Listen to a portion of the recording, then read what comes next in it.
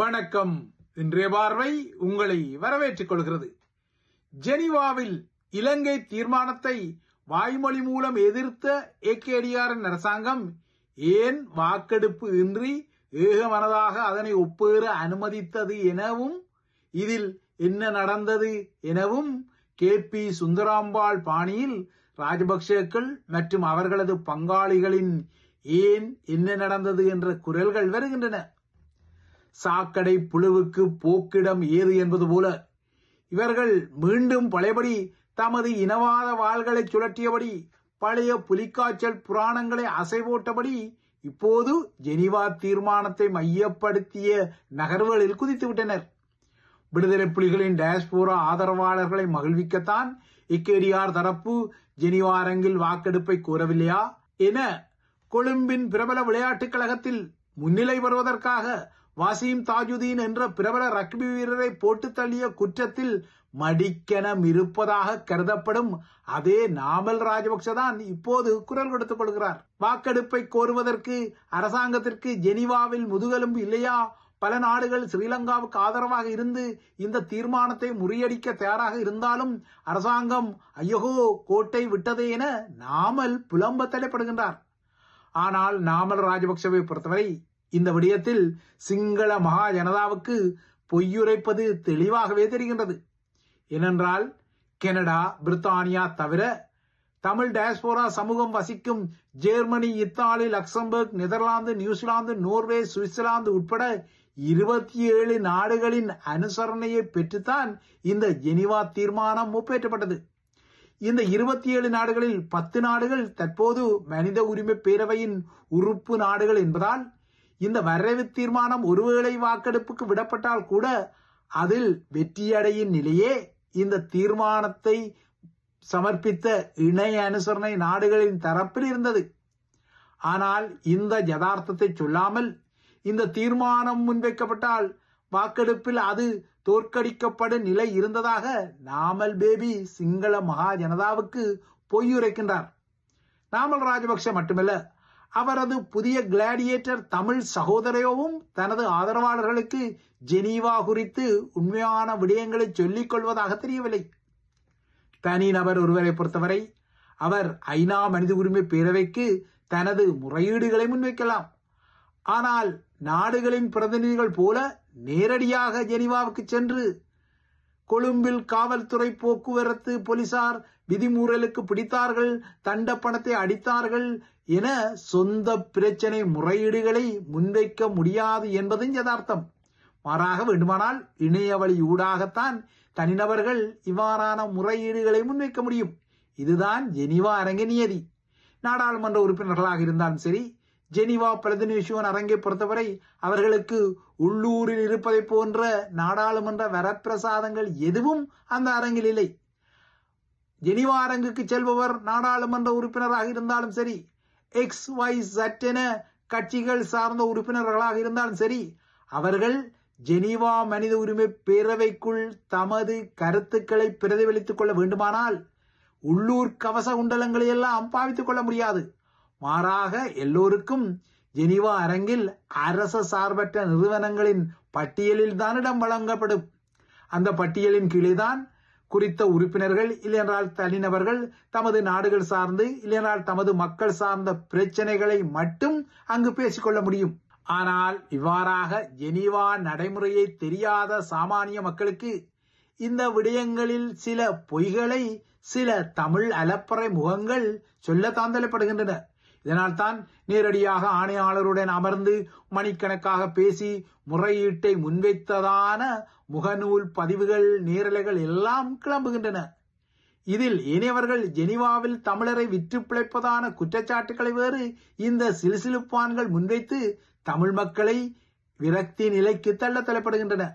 ஜெனீவாவில் இப்போது தமிழ் அரசியல் அலப்பறை முகங்கள் எல்லாம் பிரவேசித்து விட்டதால் தானோ என்னவோ கஜேந்திரகுமார் பொன்னம்பலத்திற்கு இப்போது ஜெனீவா கடுமையாக கசக்கிறது போலும்.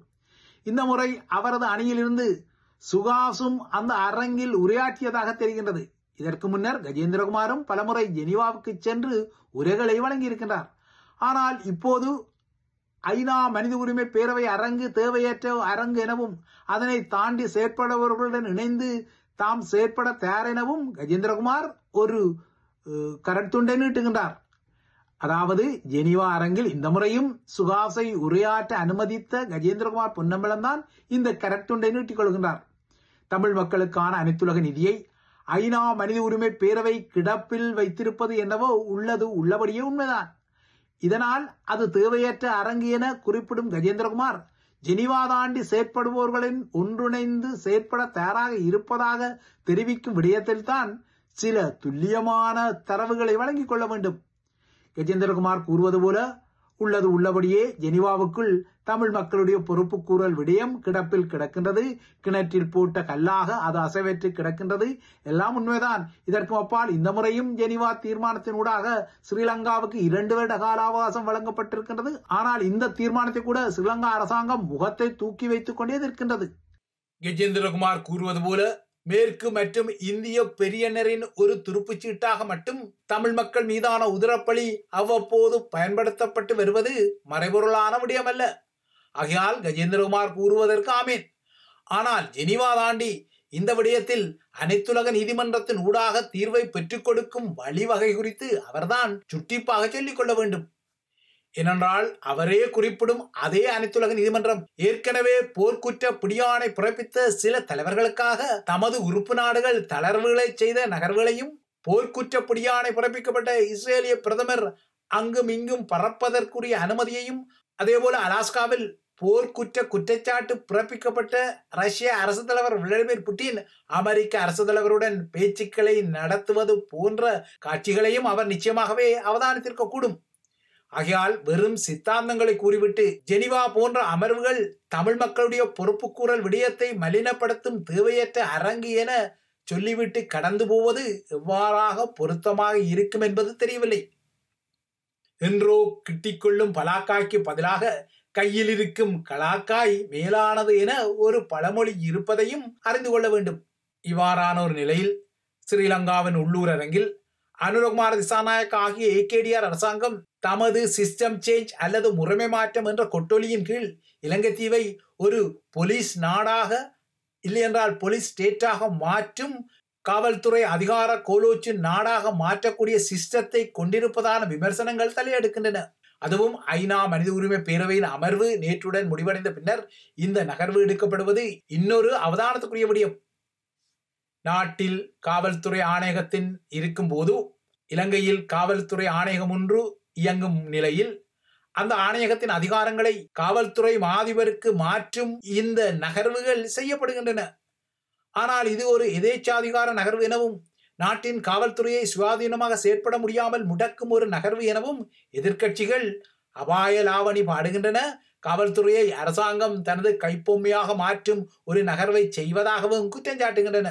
ஆனால் எதிர்க்கட்சிகள் இந்த விடயத்தில் நாடாளுமன்றத்தில் என்ன கூச்சல் குழப்பங்களை செய்தாலும் ஏகேடிஆர் அரசாங்கத்தை பொறுத்தவரை நாடாளுமன்றத்தில் அதற்கு உள்ள 3/2 அதிகமான பெரும்பான்மை பலம் இந்த சட்டவாக்க நகர்வில் அதனை கரை சேர்க்கும் என்பதிலும் ஐயமில்லை. ஸ்ரீலங்காவின் எதிர்க்கட்சிகளை பொறுத்தவரை நாட்டின் தேசிய காவல்துறை ஆணைக்குழுவின் அதிகாரங்கள் காவல்துறை மாதிபருக்கு இனிமேல் செல்வதை ஆபத்தான ஒரு விடயமாக நோக்கிக் கொள்கின்றன. ஆனால் அரசாங்கமோ நாட்டின் சட்டம் ஒழுங்குக்கு இது ஒரு அபயம் தரும் விடயம் என நோக்கிக் கொள்கின்றது. இலங்கை தீவை பொறுத்தவரை மைத்திரி ரணிலின் நல்லாட்சி காலமாகிய ஜெகபாலின காலத்தில் இருந்து தேசிய காவல்துறை ஆணையகம் செயற்பட்டு வருகின்றது. 2017 ஆண்டு முதல் செயற்பட்டு வரும் இந்த ஆணையகம்தான் இலங்கை தீவில் ஸ்ரீலங்கா காவல்துறையின் இடமாற்றங்களை கையாண்டு வருகின்றது.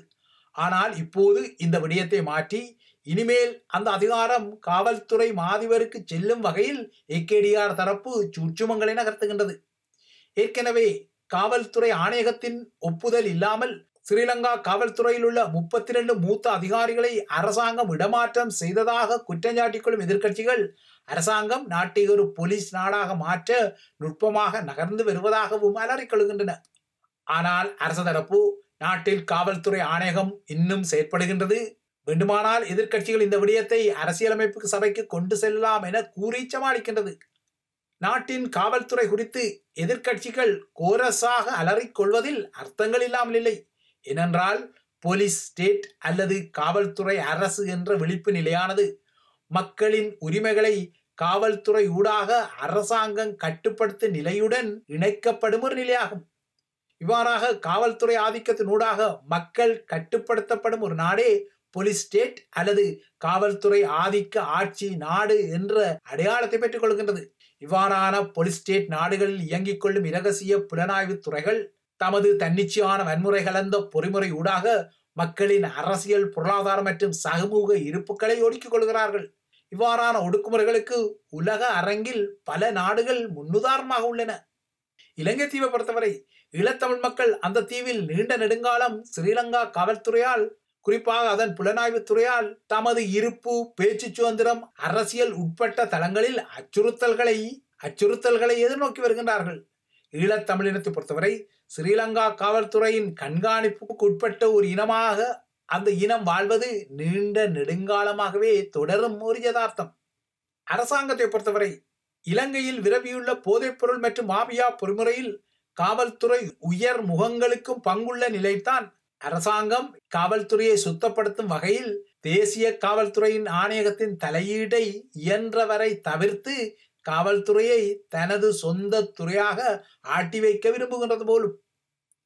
ஆனால் இங்குள்ள முரண்பாடு யாதெனில், ஜேவிபி மேற்பார்த்த தேசிய மக்கள் சக்தி எதிர்கட்சியில் இருந்தபோது, அதாவது கடந்த வருடம் ஆட்சி மாற்றம் இடம்பெறுவதற்கு முன்னர் வரை நாட்டுக்கு காவல்துறை ஆணைக்குழு வேண்டும், அது சுயாதீனமாக இருக்க வேண்டும் என முழங்கிய அதே மாலிமாவக்காரர்கள் தான் இப்போது அதில் யூவடிவ திருப்பத்தை எடுத்துக் கொள்கிறார்கள்.